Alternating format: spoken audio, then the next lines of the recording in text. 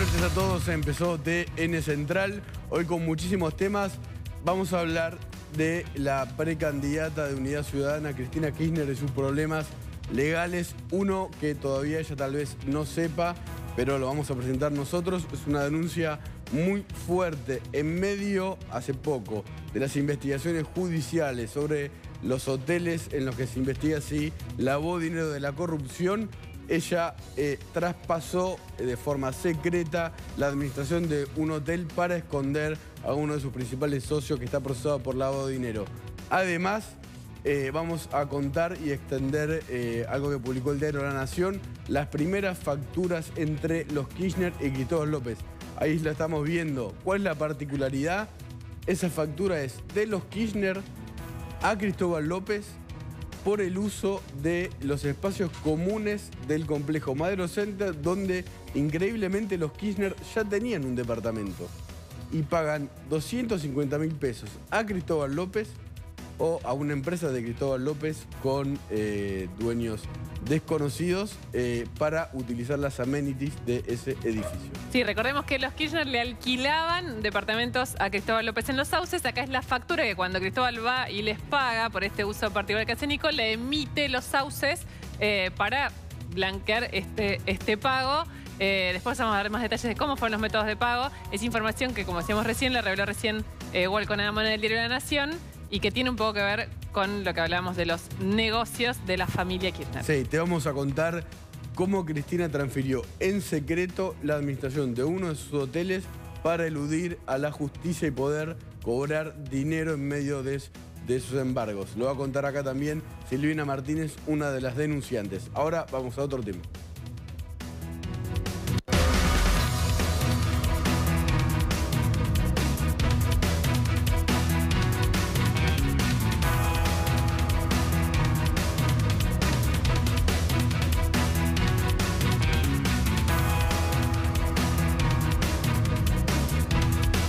Sí, Perdón, es que estamos jugando a ver quién arranca, pero Arranca vos.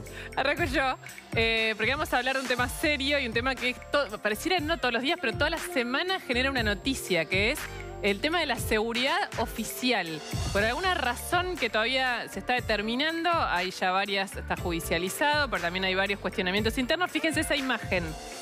Vuelve a estar en la mira la seguridad oficial. Este era un acto conjunto de provincia y nación en el que está María Eugenia Vidal. Tiene que ver con el tren a Mar del Plata que se inaugura hoy. Fíjense lo que pasó. Una persona entra con los brazos levantados porque sabe que lo que acaba de hacer es violar la seguridad oficial en un acto. Lo vamos a ver ahora de nuevo. Es una persona que con los brazos en alto traspasa la valla. El video no lo muestra, pero traspasa la valla y llega, fíjense, bastante antes que la custodia personal de la gobernadora de la provincia de Buenos Aires, uno de los cargos naturalmente más importantes del país. Y del ministro de Transporte, ¿no? Y de Guillermo Dietrich y de la precandidata senadora Gladys González. Así es, que estaban acompañándola, pero, digamos, uno da por sentado que, sobre todo en el clima, digamos, ya van en las últimas semanas, ha habido, en el último tiempo, ¿no? Pero particularmente en situaciones de campaña o de actos oficiales donde compartieron escenario María Eugenia Vidal con Mauricio Macri,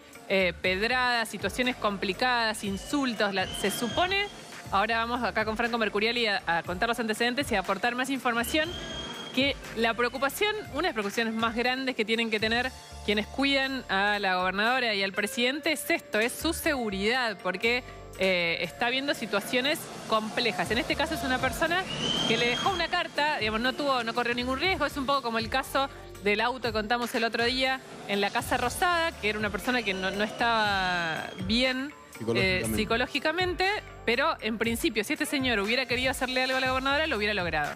Tenemos acá a Franco, nuestro compañero que hoy deviene en otro tema. Buenas noches. Sí, hoy hablé con algunos funcionarios de la provincia de Buenos Aires. Escuché algunas campanas distintas. Por un lado, algunos dijeron estamos preocupados por el tema de la seguridad. Y me dijeron además, de hecho, Vidal vive en una base aérea en Morón. Y eso es todo un dato, que la gobernadora se haya mudado de Castelar a una base aérea en Morón. Apenas comenzó su gestión en febrero del 2016 junto a su familia.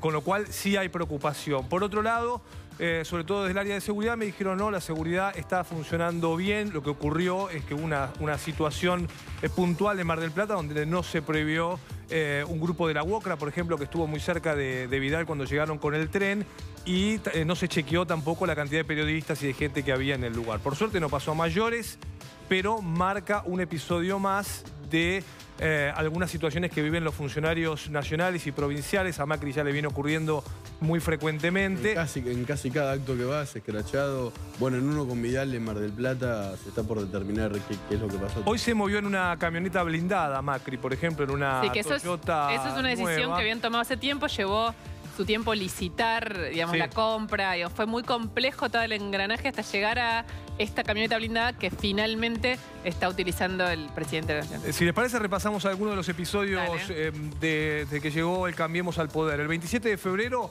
manifestantes recibieron a Macri con carteles en la visita en la ciudad de Roma. Fue en el año 2016. Recuerden ustedes, fueron los primeros meses de gestión, exactamente. Es uno de los... Sí, que acá no se puso en juego, si se quiere, su seguridad. Para nada. Pero, digamos, hubo otros...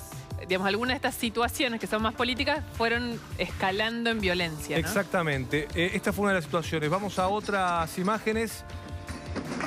Esta es el auto de Macri. Esta fue grave. Esto fue en Mar del Plata. Apedrearon el auto de Mauricio Macri, 12 de agosto del año 2016. Fue una de las más complicadas, igual que la de Villa Traful, que vamos a ver en un ratito. Ahí está en Neuquén, porque aquí rompieron los vidrios del vehículo. Eran 10 personas que fueron hasta Neuquén y atacaron el auto del presidente. Bueno, varios datos. Esto es de diciembre de 2016, estamos en julio. La causa originalmente, esto fue no solo todo lo grave que se vio, sino fue que mucho más grave, nosotros lo venimos contando, porque mientras esto sucedía, que fue porque Macri se bajó a comprar alfajores y se corrió un poco de la logística planificada, también la escalada subió. Fíjate, fue una situación de... Aparte, no sé si seguramente no todo el mundo tiene a mano qué es Villa Traful. Es una villa muy chiquitita de Neuquén, es un lugar paradisíaco donde cuesta imaginarse cualquier tipo de situación de violencia. Había una manifestación de ATE. ATE se repite bastante en este tipo de situaciones, pero en este caso lo que fue muy distinto a las otras, que pueden pasar de ir a reclamarle al presidente al ministro de Justicia. O al ministro de Justicia, digamos, todas esas situaciones. Acá fue mucho más grosero porque se pasó la agresión real. Y les digo más, el helicóptero que esperaba Macri, en el que él había llegado, que estaba con una custodia ahí, también fue apedreado. Le rompieron un vidrio de ese helicóptero, fue apedreado, y de hecho también el policía que estaba ahí tuvo problemas. Dos datos que vamos a dar sobre la causa de Villa Traful, que está, digamos, trabaja no solo la justicia federal local, sino la comisión de fiscales que se creó, digo, para que veamos la seguridad hasta qué punto es importante, que se creó una comisión de fiscales, que lo voy a volver a recordar, está integrada por 3 fiscales, y que la procuración no les puso ni un pasante, ni una computadora, ni una oficina, ni una secretaria. Alejandra Gil Carbó. Así es, no, están trabajando... entre ellos Mónica Cuñerra, fiscal, en total soledad. ¿Está bien? O sea, están haciéndolo, más allá de su fiscalía que tienen a cargo, de su trabajo permanente, bueno, están haciendo esto afuera y se están encargando de identificar. En esta causa va a haber grandes novedades en la identificación de los autores. Y digamos, ese es un dato importante, pero todos, tanto el juez Torres la semana pasada como los fiscales, entienden que tampoco está funcionando bien la logística de la casa militar en el cuidado del presidente. No la custodia personal, pero sí la logística. Vamos a otro episodio. Este molestó mucho a la gobernadora Vidal. Se enojó mucho, estaba dando justamente una nota en un canal de televisión y se enteró que habían ido hasta la casa, a la base aérea de Morón, los gremios docentes, puntualmente SUTEBA. Fue hasta la casa, se enojó mucho, dijo, no piensan que ahí están mis hijos, que está mi familia viviendo, pueden ir a protestar, dijo, a la sede del Banco Provincia, que está mi oficina, o a la ciudad de La Plata, donde tengo la gobernación, pero se enojó porque fueron directamente a donde ella vive, donde vivían sus hijos. Además, ella no estaba ahí. Este también fue grave porque este fue muy llamativo, porque ya había pasado bastante tiempo de gestión de Macri. Fue en Semana Santa, esta Semana Santa. Estaba con Antonia, con su hija. Él manejaba, el propio presidente manejaba su vehículo. Fue a Tandil en Semana Santa. Salía de una iglesia y algunos fueron a saludarlo, pero algunos fueron a insultarlo. Ves que está manejando Macri. Fue hasta una iglesia a plena Semana Santa. Estaba con Antonia, pero... a pesar de los episodios anteriores que había recibido Macri, llamó la atención esto, ¿no? Que no tuviera una custodia cerca de él para evitar esto, ¿no? Le golpearon el vidrio, lo insultaron, no pasó a mayores, Pero ¿qué hubiese ocurrido? Con su hija que tiene 5 años. ¿Y si la intención hubiese sido otra? Si en vez de golpear el parabrisas lo que buscaban era lastimar al presidente.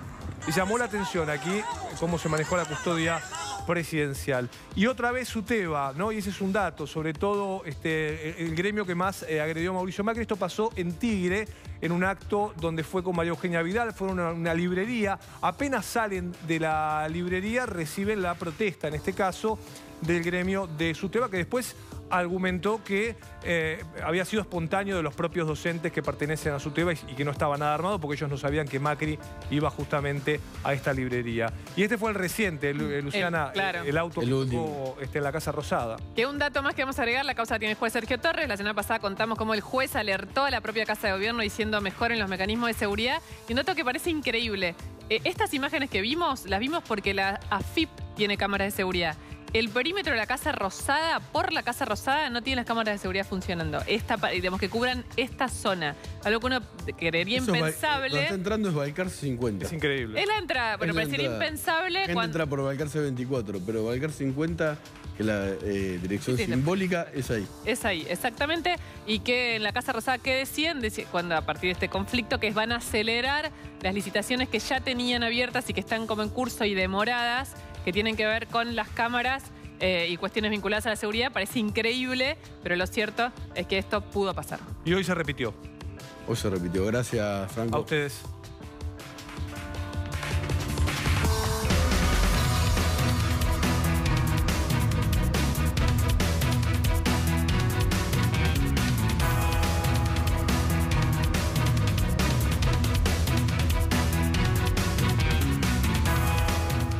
En junio pasado, o sea, hace un mes o menos, todavía la fecha no está precisada, Cristina Fernández y sus hijos escondieron a la justicia quién era el administrador de uno de sus hoteles que está siendo investigado como posible lugar por el que se vehiculizaron pagos de coimas o incluso que se utilizó para lavado de dinero. El hotel es Las Dunas. Fue comprado por Néstor Kirchner en $700.000 a Lázaro Báez, que después se lo alquiló a los Kirchner. Después los Kirchner se lo dieron a uno de sus socios, Osvaldo Sanfelice, y en junio, cuando la justicia empezó a asediar a los Kirchner, a embargarlos, a intervenirlos, a peritar sus negocios, Margarita Stolbizer y su abogada Silvina Martínez, que está con nosotros, detectaron que de forma secreta la administración de este hotel cambió de manos, dejó de estar bajo control de Osvaldo Sanfelice y pasó a manejarla una empresa ignota en el mercado, creada en febrero, que se llama Organización Turística SRL. Lo que sospechan Stolbizer y Martínez es que esto es una nueva maniobra de Cristina Kirchner para seguir burlando la justicia que inhibe y embarga todos sus bienes y su dinero, algo que les importa muchísimo a los Kirchner.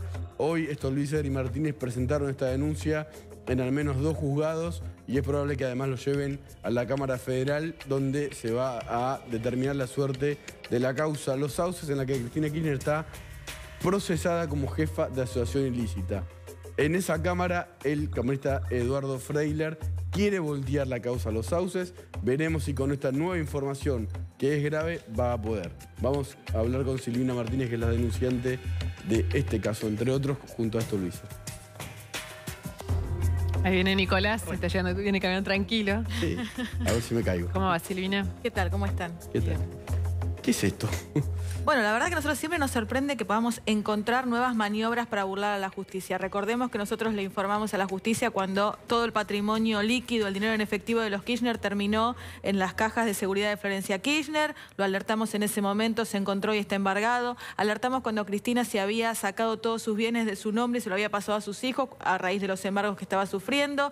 Alertamos cuando los hijos armaron el condominio para evitar las intervenciones del juez Bonadío. Esta es una nueva maniobra de ese estilo que tiene que ver con cambiar de la administración que hasta ahora la llevaba adelante Sanfelice a través de la empresa IDEA, poner una empresa totalmente desconocida en el mercado, una empresa que se creó en febrero de este año, que no tiene ningún antecedente en el rubro hotelero, claramente, que se creó únicamente para hacerse cargo de las dunas, una empresa con domicilio en Capital a miles de kilómetros de donde va a estar administrando... 2.777 en auto. Este hotel. 34 horas en auto, si querés ir caminando de Calafate a... Exactamente. De Buenos Aires a Calafate son 500 horas más o menos. Los 2 socios fundadores son misioneros, o sea... Nada que ver que tiene que ver con... Desde que se crea hasta que pasa a administrar el hotel, ¿cuánto tiempo pasa? 2 meses. Ah, nada. Nada. En febrero, en marzo obtiene la autorización en AFIP, después en IGJ y ahí en junio empieza a hacerse cargo del hotel. ¿Y hay contrato? Bueno, ahí está el tema. Si fuera que en realidad esta empresa, organización turística del sur, estaría alquilando, acá ya tenemos varias irregularidades. Primero, el hotel en sí, a la familia Kirchner. Ahora, todo el mobiliario del hotel pertenece a San Felice, porque se lo había cedido, ya no era más de la familia Kirchner. Yo por eso decía, nosotros alquilamos un inmueble, con lo cual no se entiende. Pero además, esta empresa tiene un capital de 100.000 pesos. La nueva. La nueva. El hotel... alquilarlo por mes sale más de 170.000 pesos, con lo cual ni siquiera con el capital podría llegar a alquilarlo un mes. Puede pagar el depósito y el mes contado. Exactamente, o sea, claramente es una empresa armada, como todas las que tiene que ver con este enjambre de empresas que está investigando la justicia, que tratan de esta forma de obtener dinero, ¿por qué no también de lavar parte del dinero como está investigando la justicia y sacar a IDEA, que ya tiene los fondos embargados también, o está siendo observada por la justicia, y poner una nueva empresa que nadie conoce? ¿El hotel sigue funcionando normalmente? Las Dunas sí, tiene 47 habitaciones, está en el Calafate y fue remodelado hasta hace poco, abierto, y está funcionando. Está enfrente del lago Argentino, en una avenida que se llama Presidente Néstor Carlos Kirchner, que fue asfaltada por Cristóbal López, por Lázaro Báez, solamente hasta que termine el hotel. Después sigue el ripio, está enfrente al lago. La verdad que fue remodelado. Tenía 12 habitaciones y ahora tiene 47 salones de comedor muy grande. Cuando fui yo había 2 personas nada más durmiendo, después nos echaron. Pero son los hoteles más grandes. Ahora, ¿por qué este no estaba intervenido y embargado, inhibido como el resto de la cadena hotelera de los Kirchner? Bueno, porque en realidad es un hotel que no está a nombre de ninguna empresa, o sea, es un hotel que está a nombre en forma personal directamente de la familia Kirchner, que cuando Cristina se lo cede a sus hijos y hasta que empiezan estas medidas cautelares que se toman de la inhibición de los bienes de los hijos de la familia Kirchner, recordemos que después Bonadío interviene la sucesión, ellos lo cambian a un condominio, o sea, ellos van continuamente detrás de la justicia burlándose de cada medida judicial que toman, y a la medida que la justicia no avance en términos concretos con llamado de indagatoria, Freiler en la sala 1, o sea, termine de hacer toda esta operatoria para que no se confirme los procesamientos, vamos a seguir viendo maniobras de los Kirchner para sacar su patrimonio. Pero en concreto, entonces, este hotel que está alquilado para que lo administre y lo haga a funcionar esta empresa, las ganancias que produce están llegando. Este negocio sí funciona, es uno de los pocos negocios que no está intervenido, que funciona y que el dinero que reciban del alquiler, en teoría, si es que los que alquilan no tienen nada que ver con los Kirchner. Exactamente. Las 28 propiedades que formaban parte de la sucesión de Néstor Kirchner no fueron sujetas a ninguna medida judicial a raíz de este cambio con el condominio, con lo cual el alquiler de estas 28 propiedades hasta hace pocos días seguía siendo percibido por los hijos por Máximo y Florencia Kirchner, inclusive este hotel Las Dunas, con lo cual por eso nosotros alertamos, si es un hotel que para la justicia fue obtenido en forma ilícita y que por esa vía se canalizaban también fondos ilícitos, un cambio de administración es importante en esta instancia. Ahora, eso que sea un hotel que pueda haber sido vehículo de lavado de dinero o de corrupción está determinado por los fiscales Policita y Maíquez en un fallo en el que le piden la indagatoria a Cristina Kirchner en el caso Tesur,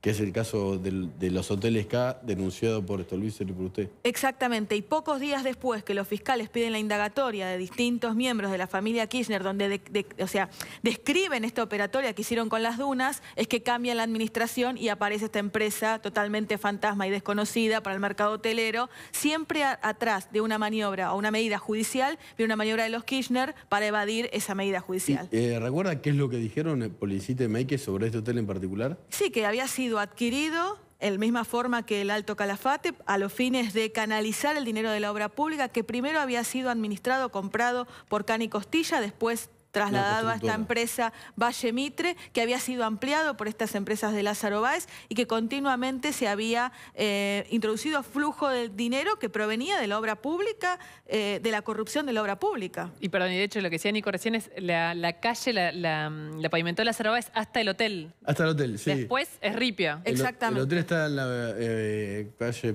presidente Néstor Carlos Kirchner, en el Calafate, porque hay otra que se llama igual en Río Gallegos, a la altura de 700. Termina el hotel y termina el asfalto y empieza el Ripio. Enfrente está el lago Argentino, o sea, cruzás la calle y está el lago Argentino. Es un hotel que tiene una vista importante. Yo diría que de todos los hoteles de los Kirchner es el que mejor vista tiene y uno de los más grandes, porque al ser ampliado... Claro, eso, lo amplió también Lázaro Báez. Claro, cuando ellos lo compran era una hostería de 12 habitaciones. Muy chiquito. Y después lo ampliaron a 47 y hoy es un hotel muy importante en la zona del Calafate. Sí. Y se conoce si tiene buena facturación...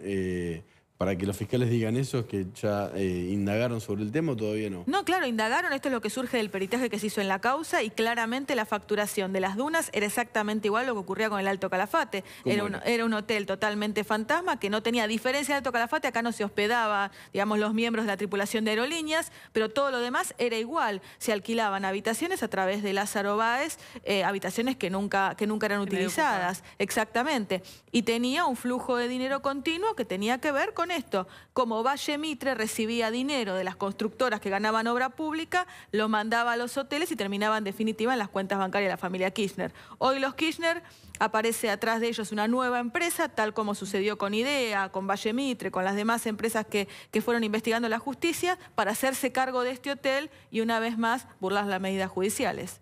En los otros negocios inmobiliarios que tenía la familia, que tiene también algunos, ¿no? Sí. Está el tema de los sauces y el alquiler de inmuebles, no para hoteles, sino para lo que quieran. Lázaro Báez o Cristóbal López. Que Claudio Bonadío, a todas estas sociedades y nombres que se mezclan, los describió el juez como un enjambre societario. Se podría decir que hay una nueva abeja en este enjambre que es Organización Turística SRL. SRL. Acá vamos al enjambre más conocido, pero que no deja de ser. Recién Hugo Conamon subió en La Nación las primeras facturas de los contratos entre Cristóbal López y los sauces. ¿Está bien? O sea, los sauces le alquilaba en Puerto Madero a uno de sus inmuebles a Cristóbal López, a una empresa de Cristóbal López. En teoría, lo que dice Grupo Indalo es que ahí iba a vivir Fabián de Sousa, por eso uno de sus titulares, por eso está este alquiler. Y la pregunta es en este caso... Ahí estamos viendo la factura. Ahí está. La pregunta es en este caso, si hay factura, que es una pregunta muy recurrente, si hay un contrato, hay un inmueble que es los sauces, si hay una factura... ¿Hay una ilegalidad de todos modos? Sí, ¿y sabés cuál es la ilegalidad en este caso? Ellos tienen que justificar porque el mismo departamento, durante los años 2009 al 2011, estaba siendo alquilado por otra empresa totalmente ficticia, trucha, que no tenía cuentas en el Banco Central, que era inactiva para la IGJ. O sea, una empresa que no existía se le alquilaba al departamento. Ellos se lo alquilaban también. Exactamente, que era una empresa solvencia crediticia. Sí. A su vez aparecía... Un nombre acorde con... Claro. A su vez aparecía Inversora MIS realizando pagos millonarios en el mismo periodo. ¿Cómo justifica? O sea, este departamento... tenía dos inquilinos. La regla de la física tenía dos inquilinos por el mismo momento, exactamente. ¿Pagando el mismo monto, además? $4.000 pagaba mensual aproximadamente Cristóbal López y los otros un poquito más, pero más o menos era lo mismo. Lo cierto es que cómo justifican los Kirchner y cómo justifica Cristóbal López estos 2 años y pico de alquiler de un departamento cuando lo estaba ocupando otra persona. Bueno, a través de estas facturas y a través de estos contratos, diciendo que en realidad no alquilaba un departamento, sino que alquilaba los espacios comunes de este edificio, algo que nosotros dijimos hace meses. Iba a la pileta en verano. Claro. O sea, usaba la pileta del edificio. Los edificios de Puerto Madero tienen mucha amenity. Eso sí, a ver, yo también conozco el Madero Center. Tiene una pileta, tiene un gimnasio donde en algún momento Lascar se cruzó a Vudú, porque en el edificio ese vive Amado Vudú y tiene empresa Amado Vudú. Se lo cruzó y digamos, le dijo, se puede ir vicepresidente, y Vudú se fue. O sea, tiene un gimnasio, una pileta y un parque, no mucho más.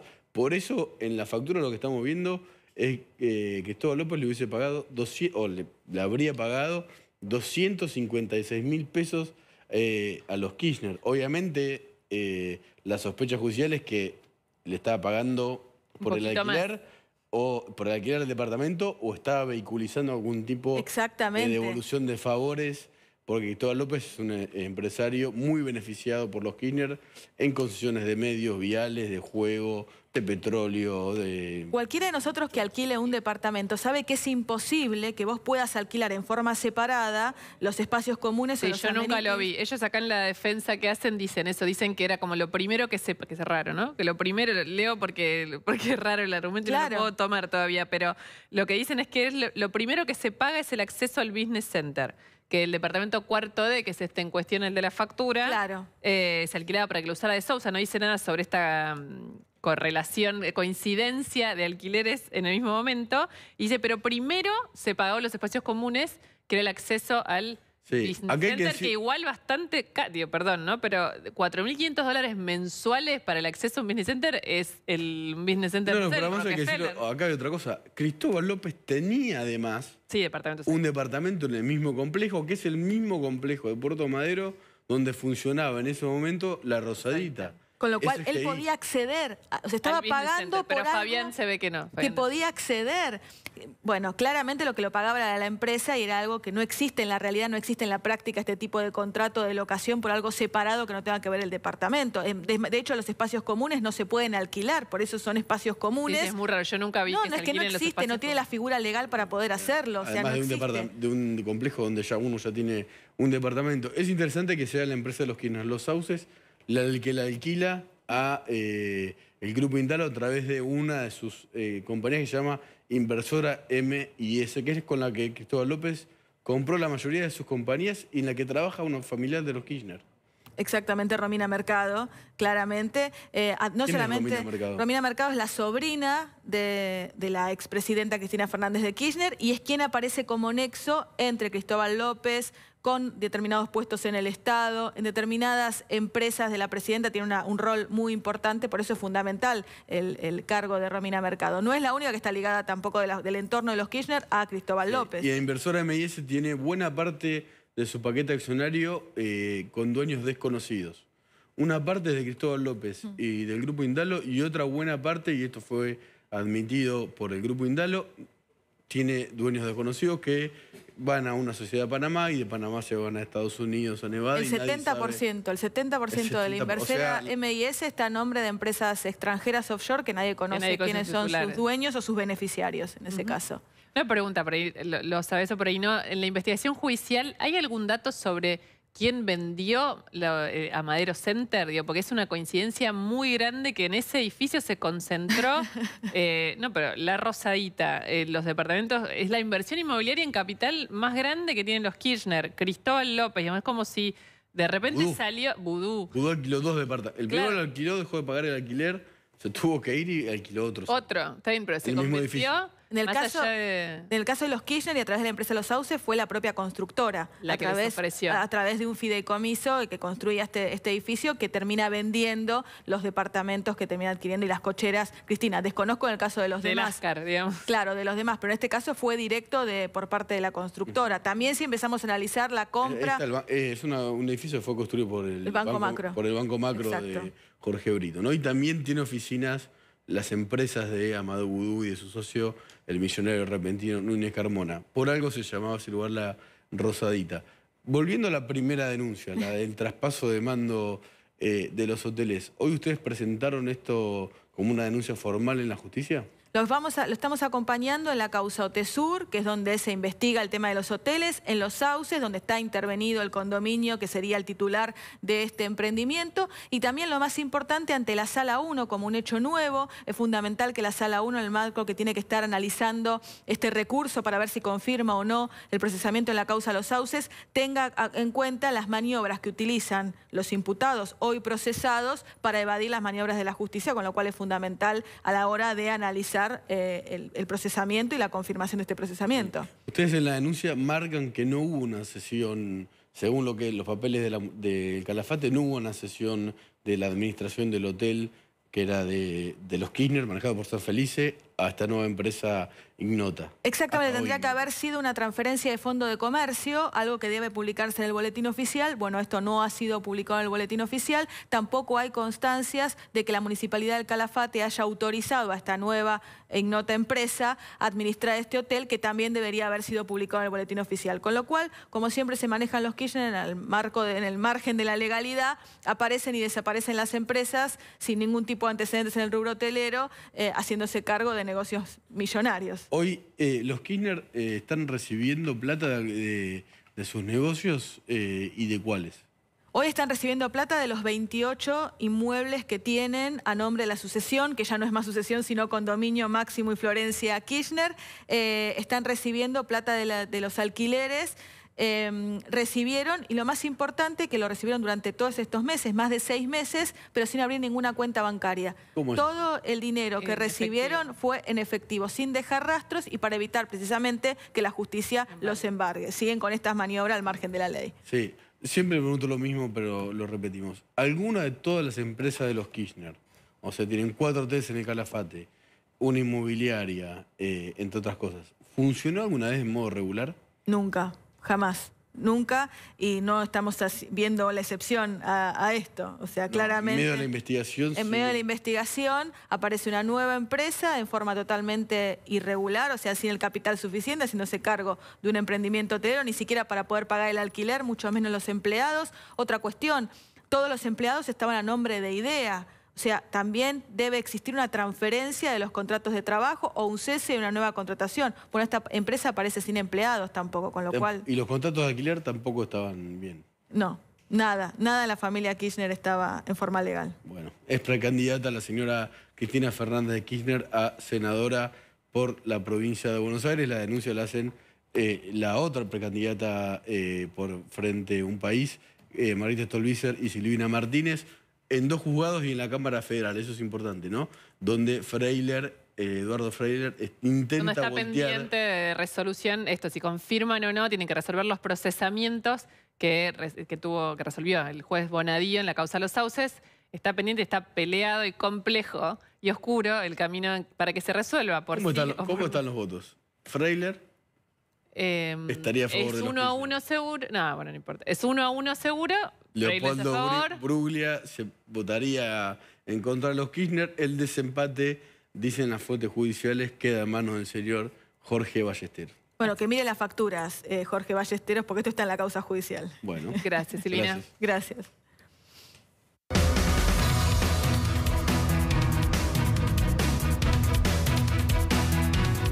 Y hoy la justicia, a través del juez federal Martínez Di Giorgi, decidió intervenir y procesar al jefe del sindicato de canillitas de la capital federal. Se trata de Omar Plaini. Un hombre muy cercano a Hugo Moyano y una sorpresa, ¿no?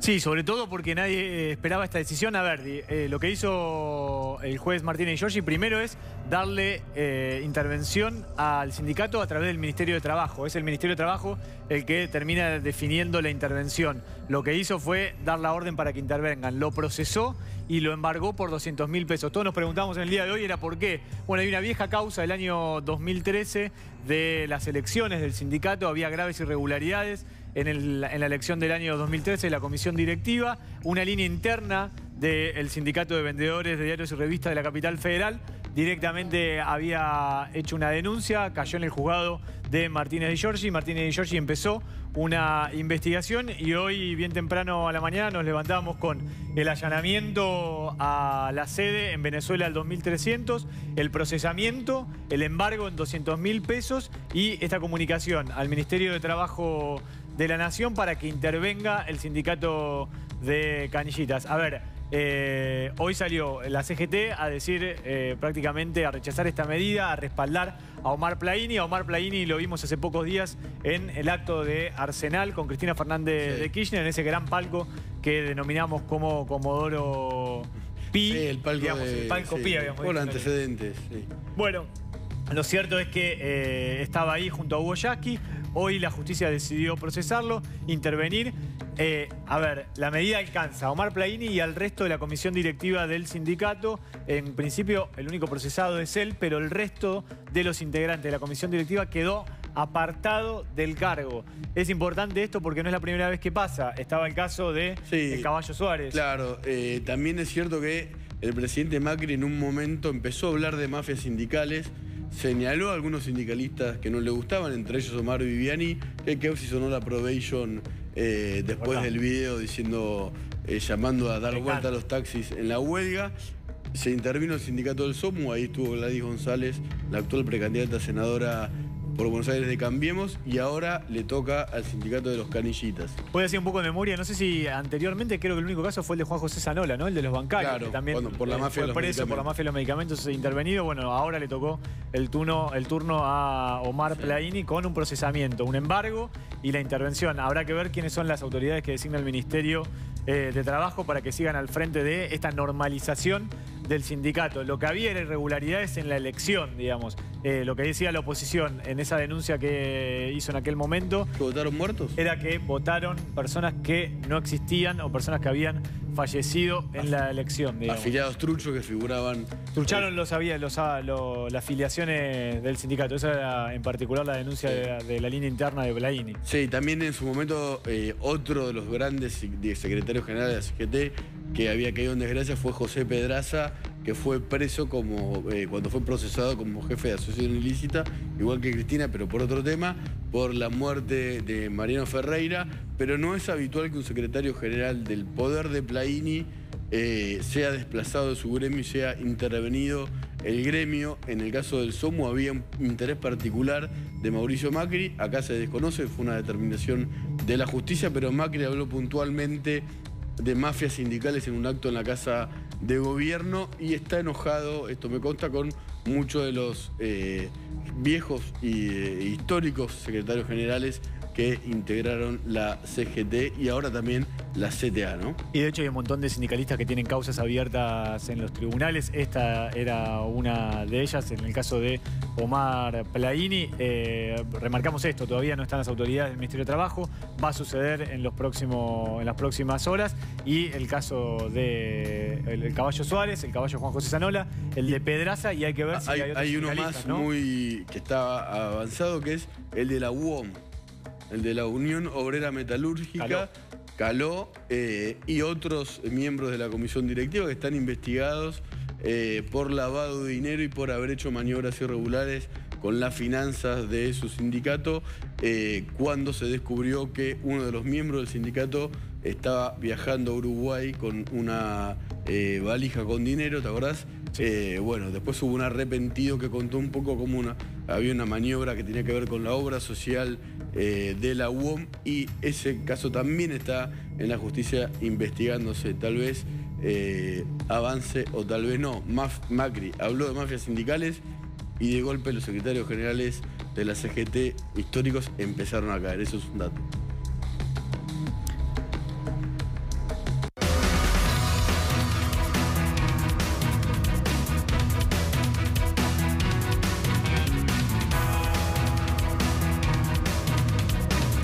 Bueno, pánico generalizado, por lo menos yo creo que a cualquiera le preocupa cuando ve que el dólar sube y sube. Llegó a 17 pesos hoy, que ya es un número que te impresiona, va subiendo de a centavos, pero no sé, una semana.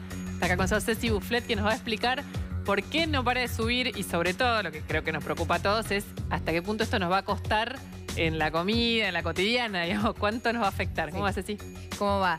Sí, la verdad es que después de una semana en la que todos los días subía 10, 15 centavos y en la que hoy esperaba a todo el mundo, digamos, la plaza financiera, los inversores y demás, decían, bueno, después de una semana entera de suba va a recortar un poquito, va a retroceder hoy, volvió a subir el dólar y perforó un techo, que era el de los 17 pesos. Psicológicamente es importante, no es menor. Cuando vos te dicen 16.78, no es lo mismo que te digan 17, aunque a lo mejor no cambie. Es como en los precios en el supermercado que le ponen a todo 99, bueno, es igual en el dólar y sobre todo hasta financieramente impacta. Cambiar, pasar de 16 a 17, perforar los 17 pesos. 17.05, 17.06 es lo que terminó hoy el dólar. Y la novedad es que el Banco Central dice, con esto no pasa nada, porque no intervino. Y no es que el Banco Central... ¿Por qué? Explícame por qué. Yo no entiendo por qué está aumentando. ¿Por qué está aumentando? Hay varias razones. Hay algunos que le atribuyen razones electorales y es cierto que quizá entró el dólar en una temporada caliente que es de acá a las elecciones, donde mucha gente bollo o el que está mirando y que tiene un ahorrito, sino el que maneja una cartera de inversión y demás, dice, en tiempos electorales y sobre todo en la Argentina, yo me paso a dólares. Entonces desarma la inversión que tenía y la pasa a dólares. Y eso hace que haya más presión en el mercado y una especie de serrucho de acá a octubre. Muchos, es cierto, sí dicen este 17.05 es más parecido al techo que al piso, ¿no? Y es cierto que cuando estaba en 15,60, 15,60 era el dólar en abril. Eso fue hace nada, 2 meses. Sí, 3 meses, y la discusión era si, ¿no? Hasta cuánto podía bajar. Cambió una situación, la verdad es que cambiaron algunas condiciones. Ese 15,60 también era artificial. Estaban todos los dólares que habían entrado del blanqueo, estaban los dólares de la cosecha gruesa, había mucha presión para que el dólar baje. Ahora, a 17,05, ¿cuánto subió el dólar en lo que va del año? 6%. La verdad es que la yerba, el azúcar, el arroz subieron más. Eso si aplicamos la lógica razonable de la economía, pero que en Argentina en general no funciona. En Argentina cuando el comerciante ve que el dólar empieza a subir, aumenta porque le parece que puede seguir subiendo. Bueno, eso es lo que suele suceder, más allá de que no tenga una razonabilidad. Claro, aunque el argumento de manual de economía no sea ese, es cierto que culturalmente dice, sube el dólar, se van a indexar los precios, por eso yo me adelanto y me cubro y aumento también los precios. Bueno, la verdad es que el Banco Central intervino en las subas anteriores, cuando se desestabilizó la economía brasileña y parecía que Temer caía y demás, intervino. ¿Por qué? Porque veía la inflación caliente todavía. Ahora la inflación la ve un poco más controlada y por lo menos no interviene sobre ese dólar. Ahora es un filo muy delgado, ¿no? Porque nos vamos a enterar si impacta sobre la inflación dentro de un tiempo. Y hay cosas que inevitablemente están atadas al nivel del dólar.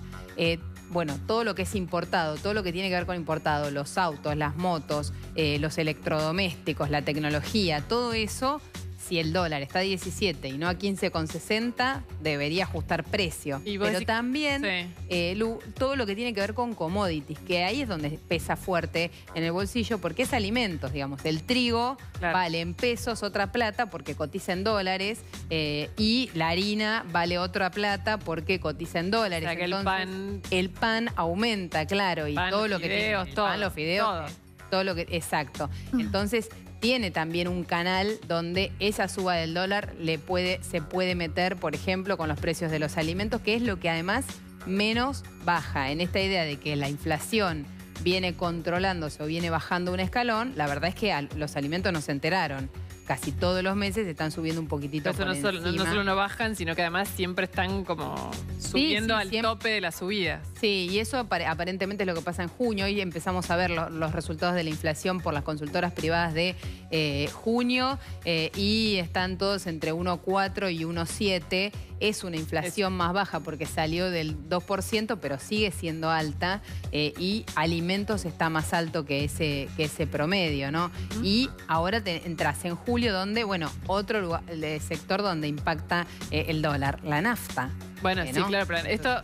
Ya la nafta aumentó por encima de esto del dólar. Si además decís que va a aumentar por esto del dólar... Aumentó por el dólar de la semana pasada. Ahora, no va a aumentar de nuevo ahora. Hay un acuerdo y hasta octubre no se va a tocar el precio de la nafta. Pero lo cierto es que ese precio de la nafta, si era la nafta sola, quizá descomprime de una manera. Ahora, si es la nafta y el dólar, el comerciante sí reacciona de otra manera, y eso es lo que hay que monitorear. Un poco al precio se va a trasladar. Y un tema que para mí es fundamental en un montón de gente que ahora está sacando créditos hipotecarios que tienen que eso se llama UVA, no lo vamos a explicar ahora, pero básicamente seguro que o el que está buscando una casa para comprarse con un crédito o el que ya se la compró y está pagando esos créditos que están atados a la inflación.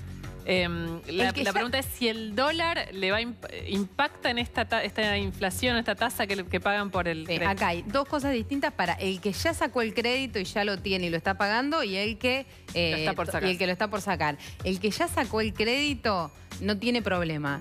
Su deuda no es en dólares, su deuda es en unidades de valor adquisitivo, en uvas, y se va a mover por la inflación. Por la inflación del INDEC, que salga cuando salga. Fue 1,4 el mes pasado, lo que le va a aumentar la cuota es 1,4, no es lo que se devaluó el dólar. No importa qué pase con el dólar para el que ya tiene el crédito. El que sí está ajustado es el que calificó, le dijeron, te prestamos 1 millón de pesos y eso le alcanzaba para una cantidad de dólares y ahora tiene 10% menos que hace 3 meses. Que es muchísimo para comprar una casa. Porque el dólar se devaluó 6% desde enero, pero había bajado. Entonces, el que sacó la cuenta en abril, durante el mes de abril, que es donde estaba alrededor de 15 y todo el tiempo bajaba, ahora está 10% abajo. Y a la hora de ir a comprar una casa o ver en qué segmento de precios entras, es recontra significativo, ¿no? Sí, es muchísimo. Y ahora, en base a eso, ¿el gobierno podría salir ahora a controlar el precio? Vos me dijiste antes, no está saliendo. Sí. ¿Cuál es el momento de salir a controlar el dólar? Mira, la verdad es que acá me parece que el Banco Central hay dos cosas. Una, que para la economía en general este dólar es más cómodo que para el que produce, para el que exporta, para el que vive de una economía regional. Le cambian las condiciones, tiene mejores condiciones con este dólar, tiene menos presión, si querés, de la unión industrial, de sectores productivos, el gobierno y también toda el ala más económica del gobierno que presiona un poco al Banco Central diciendo... No te dólar metas más. Basta de bajar porque lo único que hace es frenar el crecimiento de la economía. Eso, por un lado, este dólar entonces es más cómodo. Ahora, mientras, ¿cuándo va a intervenir el central? Cuando vea que esos precios están pesando sobre la inflación.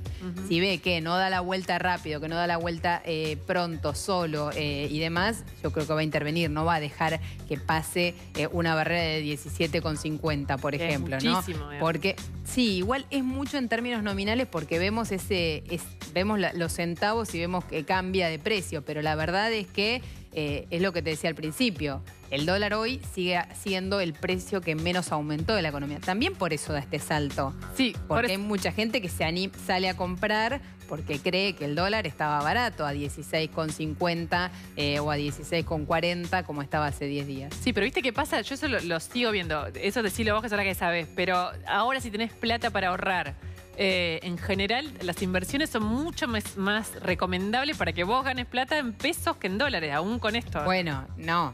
Eran así hasta hace una semana, ¿no? Claro, el que compró Levax, las Levax rendían espectacular porque te rinden 2% en un mes, ¿no? Levax a 30 días. Ahora, ese que tiene Levax a 30 días pensaba que ese 2% se le traducía a dólares. Ahora tuviste una devaluación del 4%. En dólares esa persona ganó en pesos 2%, pero en dólares perdió 2%. Hoy tiene 2% menos de dólares y el central logró vencer esa idea de bicicleta financiera, donde todo el mundo puede invertir en pesos a tasas altas y llevarse la ganancia en dólares. Claro que sí. Eso hoy con esta volatilidad se terminó. Gracias, Ceci. Gracias. Como siempre, muy clara nuestra maestra de economía acá en TN Central.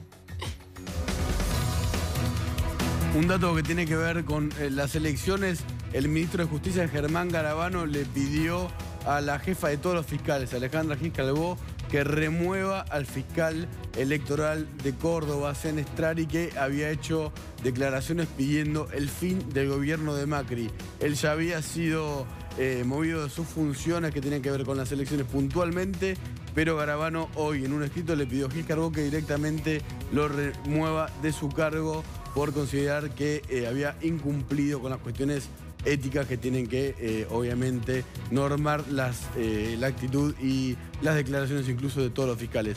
Después de la pausa, o sea, ya una historia increíble. Una chica de 19 años intentó pasar con 80 cápsulas de cocaína que se tragó desde Brasil a la Argentina.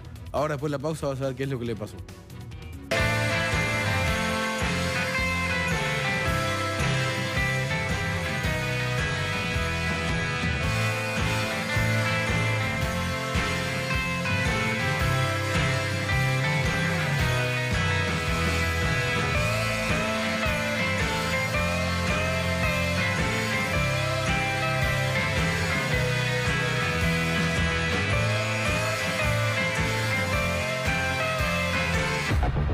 Tenía 19 años, se tragó 80 cápsulas de cocaína, las pasó de Brasil a Argentina. ¿Y qué le pasó?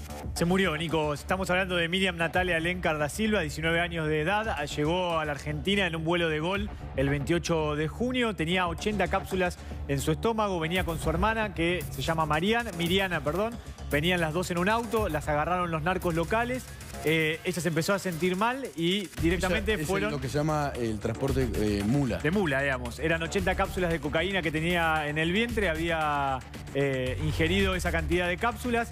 Llega hasta el hospital Santoyani, los dos narcos que estaban con ella la dejan en el hospital Santoyani y directamente lo que hacen es dejarla en la guardia. Como no la atendían, la sacan, la suben arriba de un auto y en Devoto la tiran del auto. A ver, se le explotan 2 cápsulas dentro de la panza y fallece. Su hermana, que se llama Miriana, empieza a caminar del Santoyani para el lado de Provincia de Buenos Aires, la ven perdida, la agarra la policía bonaerense, la llevan a una fiscalía, interviene en una fiscalía de la doctora Córdoba y ahí directamente le empiezan a tomar declaración. Ella cuenta que fue a un hotel en la capital federal, que en las próximas horas va a ser allanado, digamos, pero bueno, casi todo no está ahí, porque ya está reconstruida parte de la investigación en la justicia de La Matanza.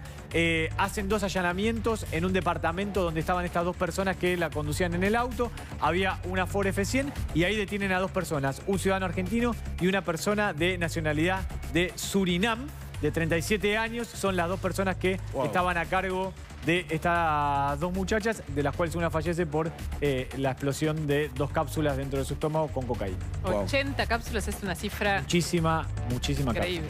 Sí. Ya volvemos. Dale.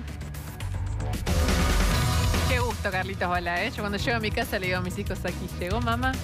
Bueno, y es cierto, estamos tomando el espacio de Franco Mercuriali con toda tranquilidad. Sí, hoy no está desde el llano. Sí, la semana que viene vuelve Joaquín. La semana que viene, el lunes que viene va a estar me Joaquín río un Moreno chiste Sola. interno con Iñaki porque Sí, lo iba a decir yo, pero... claro. Bueno. Pero No, yo se lo digo, quedan bueno. igual un ratito conmigo. No, nos vamos porque tenés Yo me tengo que ir a mucha la radio información. de 23 a 24, la noticia deseada por Mitre. Si llego tarde, Jorge Porta me echa, así que... Claro. Sí, yo... Además por los oyentes, por supuesto. Así que en realidad te Tengo- puedes quedar con Luciana. Un No, amigo. Está. Yo me voy a cantarle a mis hijos aquí llegó mamá. Aquí llegó mamá. 2 amigos, Franco. Ahí va. Yo no me- Que tengas... No, pero te dejamos con Paulita acá que Yo me tiene un quedaría. ratón. Claro, Yo me tenemos quedaría. información. Vamos a estar hablando un ratito Sí. del viaje de Macri, que el miércoles se va a Alemania.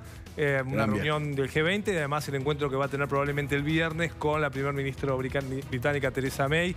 Y vamos a estar contando enseguida una historia que tiene que ver con un andinista argentino que están buscando en una montaña en Pakistán. Así que bueno, nos vamos a meter ahora mismo con ese tema. Buenísimo. Pero mañana nos vemos en el Central, por supuesto. Gracias, Claro, Franco. Vos sí que sos sin amigo. Yo no digo hasta mañana que descansen porque se tienen que quedar mirando a Franco Mercuriali. Quédense con Franco Mercuriali. Chao, Gracias. Nico. Chao, Chao. Luciana. A ustedes, gracias.